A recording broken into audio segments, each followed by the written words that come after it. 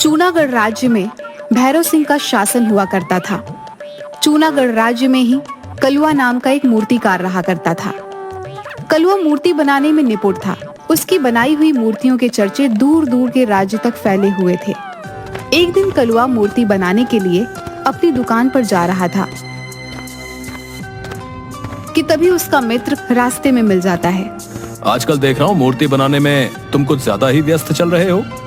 तुम तो जानते हो बिलवा कि मैं सारा दिन मेहनत से मूर्ति बनाता हूँ, मगर मेरी बनाई हुई मूर्ति एक भी नहीं बिकती। तुम्हारे हाथ की बनाई हुई मूर्तियां भी जरूर बिकेंगी कलवा। बस तुमको थोड़ी सी मेहनत करने की जरूरत है। तुम्हें अपनी बनाई हुई मूर्ति के रंगों पर ध्यान देना चाहिए। तुम्हारी कारीगरी तो अच्छी है, बस तुम रंगों पर थोड़ा सा ध्यान दे दो तो तुम्हारी बनाई हुई मूर्ति भी कमाल की बन जाएगी। कलुआ भी मूर्ति ही बनाया करता था। शायद तुम बिल्कुल सही कह रहे हो मेरे दोस्त। अब से मैं और ज्यादा मेहनत करूंगा और तुम्हारे बताए हुए अनुसार मैं रंगों पर अब और ज्यादा ध्यान केंद्रित करूंगा।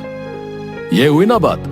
और फिर मैं तो तुम्हारी मदद के लिए हमेशा तैयार रहता हूँ। ठीक है बिलवा, अब मैं चलता हूँ। इतना कहकर कलुआ अपनी दुकान पर चला गया।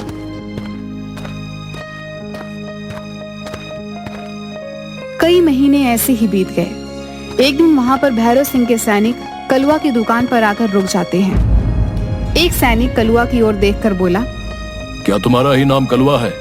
जी, मेरा ही नाम कलुआ है। हमारे महाराज भैरव सिंह अक्सर आम आदमी का भेष बदलकर अपनी प्रजा का हालचाल मालूम करते रहते हैं, और एक दिन राजा की नजर तुम्हारी बनाई हुई मूर्तियों पर पड़ी, जो कि उन्हें बहुत ज्यादा पसंद आई। कुछ दिनों बाद भैरव सिंह अपने राज्य में एक बहुत बड़ा समारोह करवाने वाले हैं। तुम्हें भैरव सिंह के लिए एक ऐसी मूर्ति बनाकर तैयार करनी होगी जो बिल्कुल इंसानों जैसी लगे। याद रखना, मूर्ति एक सुंदर युवती की होनी चाहिए। तुम ऐसी सुंदर युवती की मूर्ति बनाकर तैयार करोगे जिसे देखकर समारोह में आए अन्य राजाओं का मुंह फटा का फटा रह जाए। यह चूनागढ़ के राज्य की साख का सवाल है। लेकिन भैरव सिंह समारोह में मूर्ति क्यों लगवाना चाहते हैं? उस समारोह में निशानेबाजी का कार्यक्रम भी होगा। उस मूर्ति के सर पर एक सेब रखा जाएगा और उस पर दूर से कोई एक राजा निशाना लगाएगा। जिसका तीर सेब पर सटीक चल गया वो राजा विजय घोषित होगा। और भैरव सिंह को विश्वास है कि अन्य राज्यों के राजा मूर्ति की सुंदरता में खो जाएंगे और अपने निशाने से भटक जाएंगे और भैरव सिंह ही विजयी होंगे। इतना कहकर वह सैनिक वहां से चला गया। सैनिक के जाते ही बिलवा कलुआ की दुकान पर आ गया। सब कुशल मंगल तो है कलुआ? सैनिक तुम्हारी दुकान पर क्या करने आए थे? कहीं तुम्हें बंदी बनाने तो नहीं आए थे? अरे नहीं नहीं बिलवा, मेरी मेहनत सफल हो गई। सैनिकों ने मुझे बताया कि भैरव सिंह अक्सर अपना भेष बदलकर प्रजा का हालचाल लेते रहते हैं, और एक दिन भैरव सिंह की नजर मेरी बनाई मूर्ति पर पड़ी जो उन्हें बहुत पसंद आई। भैरव सिंह महल में एक समारोह करवाने वाले हैं और उन्होंने उस महल के लिए एक सुंदर युवती की मूर्ति बनाने का आदेश मुझे ही दिया है। बिलवा, लगता है अब मेरे दिन बदलने वाले हैं। यह तो तुमने बिल्कुल सही कहा कलवा। मगर अंदर ही अंदर बिलवा कलुआ की सफलता देखकर जल भून रहा था। कलुआ उस दिन के बाद पूरी मेहनत और लगन से मूर्ति बनाने के कार्य में लग गया। वह रात रात भर जागकर काम करता रहता था। कुछ ही दिनों में कलुआ ने एक बहुत सुंदर दिखने वाली युवती की मूर्ति तैयार करके खड़ी कर दी। वाह कलवा, तुमने तो बिल्कुल असली युवती जैसी मूर्ति बनाकर तैयार कर दी। इसे तो देखकर कोई भी इंसान धोखा खा सकता है। ये मूर्ति तुम्हें तो पसंद आई है बिलवा, लेकिन ये भैरव सिंह को भी पसंद आनी चाहिए। अगर उन्हें ये मूर्ति पसंद आ गई तब मैं अपनी कारीगरी को सफल मानूंगा। बिलवा, सैनिक इस मूर्ति को लेने के लिए आएंगे और वो मुझे भी राजमहल ले जाएंगे। क्या तब तक के लिए तुम इस मूर्ति को अपनी दुकान पर रख सकते हो? आजकल राज्य में चोर बहुत घूम रहे हैं और मुझे सबसे ज्यादा विश्वास तुम पर है। बिलवा ने वह मूर्ति अपने दुकान पर ले जाकर रख दी। मैं वैसे भी इस मूर्ति को ठिकाने लगाने की सोच रहा था और इस मूर्ख ने तो स्वयं ही मूर्ति मुझे सौंप दी। देखता हूं ये कलुआ का बच्चा राजा को मूर्ति कैसे दे पाता है, क्योंकि मैं कल सुबह ही इस मूर्ति को बेचकर इस शहर और इस राज्य से कुछ महीनों के लिए रफू चक्कर हो जाऊंगा। मूर्ति तैयार न पाकर राजा कलुआ को वैसे भी नहीं छोड़ेगा। मेरे दोनों हाथों में तो लड्डू ही लड्डू है। अगली सुबह जब कलुआ बिलुआ की दुकान पर गया तो उसे पता लगा कि बिलुआ मूर्ति बेचकर इस राज्य से चला गया है। कलुआ बुरी तरीके से घबरा गया। अब क्या होगा? राजा के सैनिक जब मूर्ति लेने आएंगे, अगर उन्हें मूर्ति तैयार नहीं मिली तो राजा बुरी तरह से क्रोधित हो जाएंगे और मैं इतनी जल्दी मूर्ति भी तैयार नहीं कर सकता। मैं एक काम करता हूँ, इस राज्य से भाग जाता हूँ, नहीं तो राजा मुझे मार डालेगा। कलुआ घबराता हुआ सीधा जंगलों के रास्ते दूसरे राज्य की ओर भागने लगा। तभी उसके कानों में बहुत से सैनिकों के घोड़े के टापों की आवाजें टकराई। कलुआ के दौड़ते हुए कदम अचानक रुक गए। ये तो सैनिकों के घोड़े की आवाज है। कहीं ऐसा तो नहीं कि सैनिक मेरे पीछे मेरी दुकान पर सुबह ही आ गए हों और वो मेरे पीछे लग गए हों। हे ईश्वर, अब क्या होगा? कलुआ एक घने पेड़ के पीछे छुप गया। कुछ ही देर बाद बहुत से सैनिक वहां से निकलते हुए चले गए। कलुआ वहां से जाने ही वाला था कि तभी उसके कानों में किसी स्त्री के कराहने का स्वर टकराया। कलुआ ने देखा कि एक युवती घायल अवस्था में पेड़ के नीचे लेटी हुई थी। कलुआ दौड़ता हुआ उस घायल युवती के पास पहुंच गया। कौन हो तुम? ये मैं तुम्हें नहीं बता सकती कि मैं कौन हूँ। मैं बस तुम्हें इतना बताना चाहती हूँ कि तुम इसकी रक्षा करना, इसे अपने घर ले जाओ, इसे किसी भी तरह से राजा के हाथ मत लगने देना, नहीं तो अनर्थ हो जाएगा। तुम किसकी रक्षा की बात कर रही हो? यहाँ तो मेरे और तुम्हारे अलावा कोई भी नहीं है। घायल युवती ने एक पेड़ की तरफ इशारा करके कहा, मैं उस मूर्ति की बात कर रही हूँ। कलुआ ने जैसे ही देखा कि उसकी आंखों के सामने एक बेहद सुंदर युवती काले वस्त्र पहनी खड़ी हुई थी। वो तो इंसान है, कोई मूर्ति नहीं। नहीं, ये मूर्ति है। तुम जल्दी से इसे अपने घर ले जाओ। लेकिन तुम तो बुरी तरह से घायल हो। मेरी चिंता मत करो, तुम बस इसे ले जाओ और वचन दो कि तुम इस मूर्ति की रक्षा करोगे और इस बारे में किसी को नहीं बताओगे। ठीक है, मैं आपको वचन देता हूँ कि मैं इस मूर्ति की रक्षा करूंगा। कलुआ ने इतना कहा ही था कि वह स्त्री बेहोश हो गई। कलुआ उस मूर्ति को लेकर घर चला गया। आज रात इस मूर्ति को अपने घर पर ही रख लेता हूँ।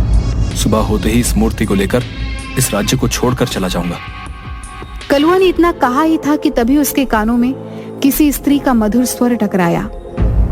तुम्हें भागने की कोई जरूरत नहीं है, भागना कायरता होती है। स्त्री का मधुर स्वर सुनकर कलुआ चौंक कर इधर उधर देखने लगा। एक बार को मुझे ऐसा लगा जैसे कि इस मूर्ति ने मुझसे बात की हो। लगता है मैं भी पागल हो गया हूँ। भला मूर्ति क्या बात करती है? कलुआ उस मूर्ति को निहारते हुए सो गया। अगली सुबह कलुआ उस मूर्ति को देखकर बोला, तुम तो बिल्कुल इंसान जैसी मालूम पड़ती हो। मेरी आयु 24 वर्ष की हो चुकी है, मगर मुझे अभी तक विवाह के लिए कोई भी स्त्री पसंद नहीं आई। अगर तुम इंसान होती तो मैं तुमसे ही विवाह करता।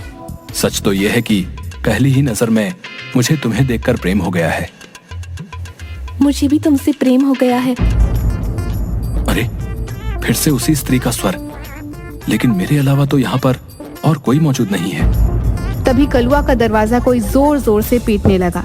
कलुआ ने जैसे ही दरवाजा खोला तो बाहर खड़ा बिलुआ तुरंत घर के अंदर घुस आया और उस मूर्ति को हैरत भरी नजरों से देखने लगा। तुम यहाँ पर क्यों आए हो बिलुआ? मैंने तुम पर कितना विश्वास करके अपनी मूर्ति तुम्हें सौंपी थी और तुमने चंद पैसों के लालच में आकर उसे बेच दिया। हाँ, क्योंकि मैं तुझसे ज्यादा बेहतर मूर्ति बनाना जानता हूँ। मगर इसके बावजूद भैरव सिंह ने मूर्ति बनाने के लिए तुझे चुना। अब यहाँ क्या करने आए हो? जब मैं इस राज्य को छोड़कर जा रहा था तब मैंने तुम्हें इस मूर्ति को ले जाते हुए देखा। इतनी सुंदर मूर्ति को तुम नहीं बना सकते। बताओ, ये मूर्ति किसकी चुरा कर लेकर आए हो तुम? चोर को चोरी नजर आता है और मैं तुम्हारी तरह चोर नहीं हूं। सीधी तरह से यहां से दफा हो जाओ। दफा तो मैं हो जाऊंगा कलुआ, लेकिन इस मूर्ति को ले जाकर।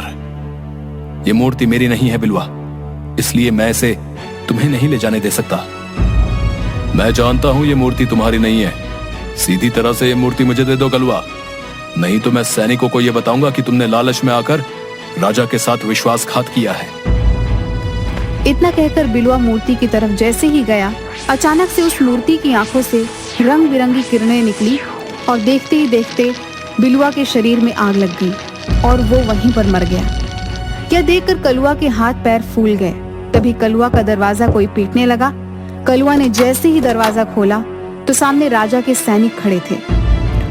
क्या तुमने मूर्ति बना दी कलवा? कल समारोह प्रारंभ होने वाला है। तुम्हें इसी समय वो मूर्ति हमारे साथ राजमहल लेकर चलनी है। मैं क्षमा चाहता हूँ। राजा के आदेश पर मैंने एक सुंदर युवती की मूर्ति बनाकर तैयार की तो थी, लेकिन बिलवा उसे बेचकर भाग गया। झूठ बोलते हो तुम। तुम्हारी दुकान पर गया। तुम्हारे दोस्त बिलवा ने बताया कि तुमने उस सुंदर मूर्ति को लालच में आकर किसी दूसरे राज्य में बेच दिया। तुम्हें इसका दंड मिलेगा। और तुमने अपने दोस्त बिलवा को ही मार डाला।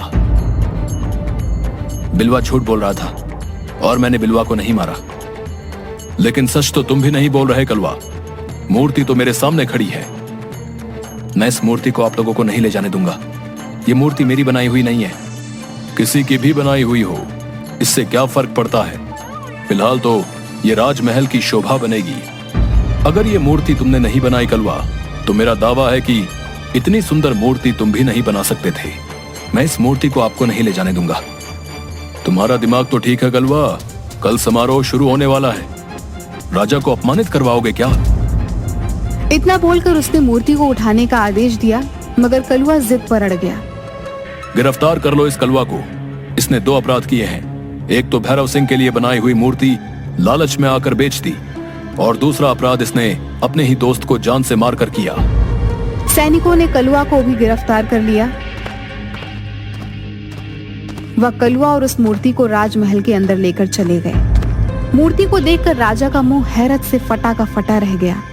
भैरव सिंह सैनिक से बोला, तुमने कलवा को गिरफ्तार करके क्यों रखा हुआ है? इसने तो बहुत सुंदर मूर्ति बनाई है। इसका दावा है कि ये मूर्ति इसने नहीं बनाई, और ये इस मूर्ति को देने में आनाकानी कर रहा था, और इसने मित्र को भी जान से मार दिया। मैंने अपने दोस्त की जान नहीं ली। राजा के कहने पर सैनिक ने उसके हाथ से रस्सियां खोल दी और उसे आजाद कर दिया। तुम इस मूर्ति को देने में आनाकानी क्यों कर रहे थे कलवा? क्या तुम्हें अपने राज्य पर विश्वास नहीं है? क्या तुम्हें ऐसा लगता है कि मैं तुम्हें इसकी कीमत नहीं दूंगा? मैं तुम्हें इस मूर्ति के बदले इतना सोना दूंगा कि तुम्हारी 7 पुश्तें बैठकर खाएंगी। मुझे कभी धन का लालच नहीं रहा महाराज, लेकिन ये मूर्ति मेरी नहीं, किसी की अमानत है, और मैंने उसे वचन दिया है कि इस मूर्ति की मैं रक्षा करूंगा। रक्षा इंसानों की जाती है कलवा, मूर्ति की नहीं, और तुम्हें अपने दोस्त की हत्या करने के जुर्म में दंड मिलेगा। तभी राजा का एक घायल सैनिक दौड़ता हुआ राजा के पास आकर बोला, महाराज, राजमहल पर पड़ोसी राज्य के राजा चंद्र सिंह ने आक्रमण कर दिया है और सारे राज्य पर कब्जा भी कर लिया है। कुछ ही क्षणों में वो आपके पास पहुंचता होगा।